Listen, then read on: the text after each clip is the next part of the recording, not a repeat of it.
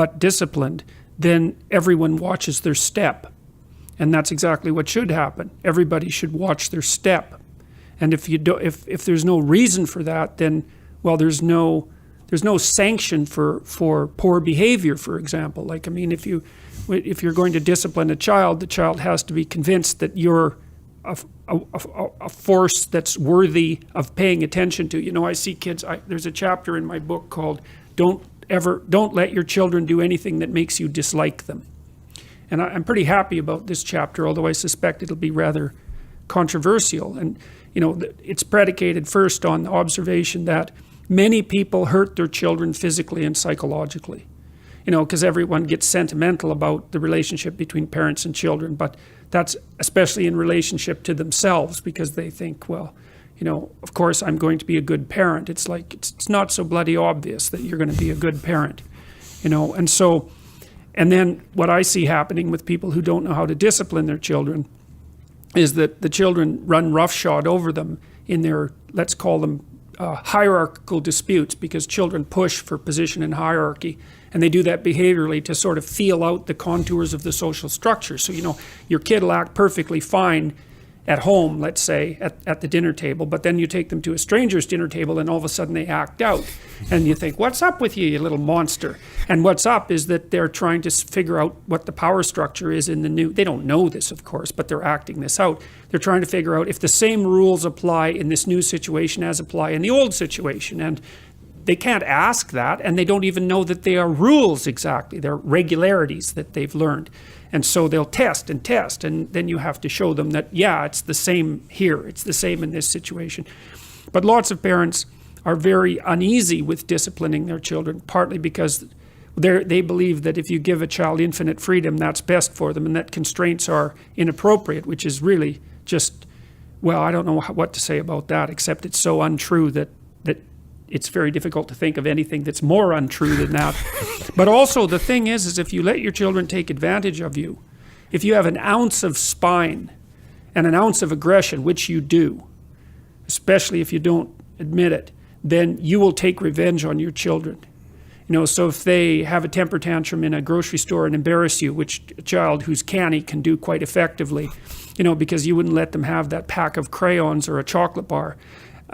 And then, you know, you tell yourself it's okay, and that you still, you know, that really didn't make you that angry, and it's okay, but you're fuming inside. And then you go home, and half an hour later, maybe the child is doing some interesting little bit of work, maybe artwork or something, or does something good and comes up for a reward. It's like the probability that you're going to reward that child properly under those circumstances is zero. You're going to take the opportunity to take your revenge. And if you don't know that, then you're not much of a parent. And so part of the trick with kids is that if your child is doing something that makes you dislike them, that you have to figure out how to stop them from doing that and teach them how to do it properly. And you have to talk to your wife to make sure that you're not being too much of a monster, you know, and the same with her. But that discipline is partly what enables you to continue to like your child while you love them. And even more than that, you know, parents talk about fostering self-esteem and fostering creativity and all of that in their kids, and I think that's misbegotten. It's shallow for a variety of reasons. First, it's not that easy to foster creativity because it's rare, and self-esteem is a very badly defined concept, and mostly it's been used for harm, not good. What your job is as a parent is to help your child learn from between 2 years old and say 4 years old how to act in the world so that when people encounter them, people smile and are happy they're around.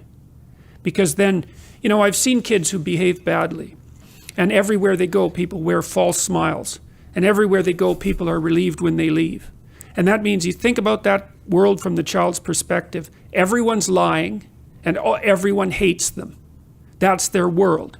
And then if you have your child, you know, capable of adhering to minimal social requirements, like maybe being able to sit at the table in a civilized manner for an hour and being grateful for being fed, let's say, and knowing how to share and knowing how to pay attention to adults, and not having that, you know, that kind of terrible cynicism and arrogance that can develop even in a 4-year-old child who's always had his way. then they'll interact with adults in a manner that bring out the best in the adults. And everywhere they go, everyone smiles at them and pats them on the head, maybe even tells them useful and interesting things. And so the whole world opens up for them. And that's all a consequence of you having enough courage to admit to yourself that your child can do things that you don't like, and that you will take it out on them if you don't straighten it out. And people don't like that idea because they think, well, I'd never do anything. You know, I love my child. I'd never do anything to hurt them. It's like, yeah, oh God, right. You know, you're so asleep if you think that there's almost no hope for you. You have to think, I'm way bigger than this child, and I'm way meaner, and I'm way trickier, and I'm way more unpredictable. And so I better be very careful in my relationships with this child so that the worst of me doesn't come out. And then that gives you enough intelligence to make a disciplinary framework that's minimal and enforce it properly and carefully. And then you can have an unbelievably